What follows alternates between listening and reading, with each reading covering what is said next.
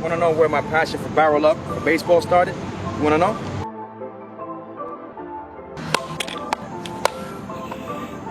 It all started on a baseball field just like this, catching barrels at an early age.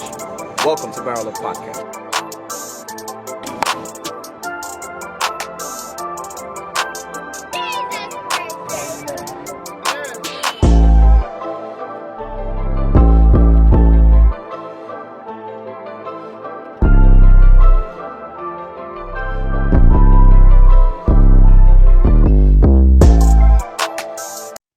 Baseball, oh baseball, you know I can't get enough. Good evening, everybody, and welcome to another edition of Barrel Up Podcast. This is your host, John Carlos, and tonight we'll be talking about some of the major news going out to the game of baseball. Even though there's a lockout, there's no major news, but there are some rumors that we must get into and get into detail. But before we start, you know what I'm going to say. Don't forget to subscribe to the YouTube channel, Barrel Up Podcast. Follow us on Instagram, BarrelUp_baseball. Like this video, comment down below, follow us on Anchor, ANCHOR, as our major audio platforms such as Spotify as well.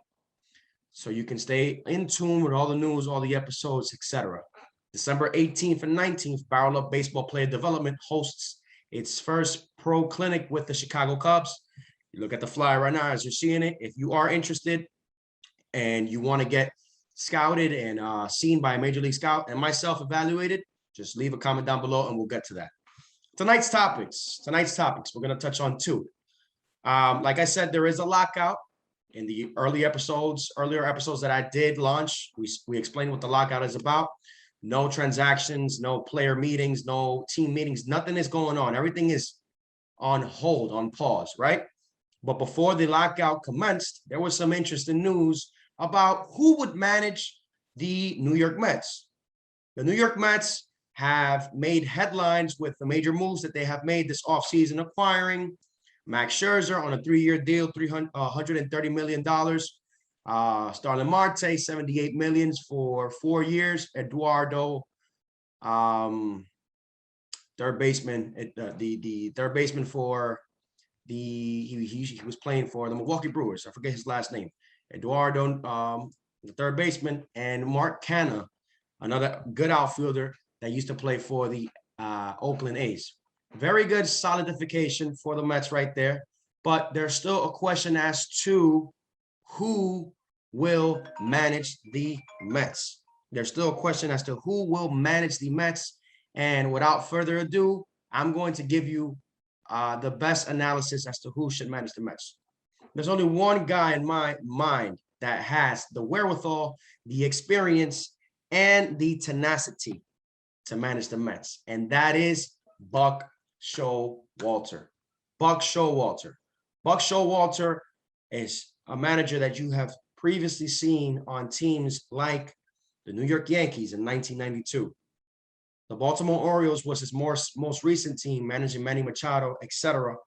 And to me, he is the perfect fit for the Mets, and I'll tell you why. Let's break it down. Buck Showalter has managerial experience in the majors of 20 years.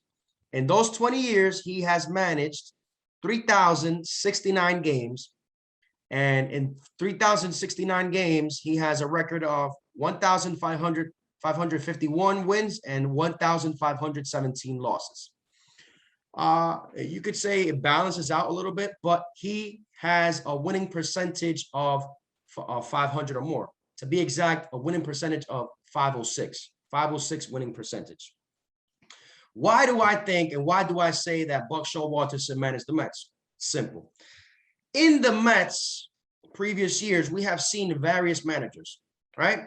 But what the Mets really need are managers that have Major League Baseball experience as a player and as a coach, which Buck Showalter has. Comfort, this is the most important thing, comfort and experience with the New York media, which Buck Showalter has. Buck Showalter managed the Yankees in the big market, New York, in 1992 all the way to 1994, right? Character, reputation, and reputation beyond approach. Buck Showalter is a kind of manager that does not take BS, right? If he has to pull you out from the game, he will. If he has to argue or call with the expense of being thrown out to get his point across, he will do it. Meaning that players will feel backed up by a manager like this, a manager that has tenacity, that has experience, and that will call the right moves, no matter what or who is in front of him. He's not afraid of a big market like New York. He's not afraid of making mistakes, right? Because we all do make mistakes. He has decision. This is what the Mets need, right? And last but not least, a balance of the analytics and eye test. Let me explain what that means. So we are in an era of baseball where a lot of analysis have been taken into consideration. Analytics have played a major part in today's game, right? But you have to have that eye as a manager and as a coach to see beyond the analytics, right? So just play the traditional game of baseball the old-fashioned way. There's nothing wrong with that. For example, knowing when to call for a bunt, knowing when to call for a hit and run, knowing when to call for a steal. These are things that as a manager, you have to know. You can't just rely on analytics nowadays. You have to play the old school baseball game. And this is what I think that Buck Showalter brings to New York if the New York Mets decide to offer him a contract.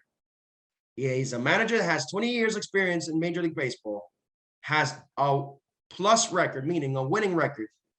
He has more wins than losses. He has managed in New York before. It's kind of a no-brainer. No-brainer. A good clubhouse guy. Already, Mets' new acquisition, Max Scherzer, is rooting for him, meaning wanting to play under his managerial status. Players are already rooting for him. So, Cohen, I think you should take the advice from myself and what you hear from the outside players on your team and all that, and really put into perspective if this is the right move, which I think it is. He's going to bring experience. He's going to bring a live personality and be active in the clubhouse. He's going to be a manager that is not going to put players to play just because of their names. You have to produce to play. And he has a good feel for winning ball games. What's a better combination than that? Last but not least, he knows how to manage the hard media of New York. I want you guys to take that into consideration. Don't forget to subscribe to the YouTube channel. Subscribe to the podcast on Anchor and follow. You want to know where my passion for Barrel Up, for baseball started? You want to know?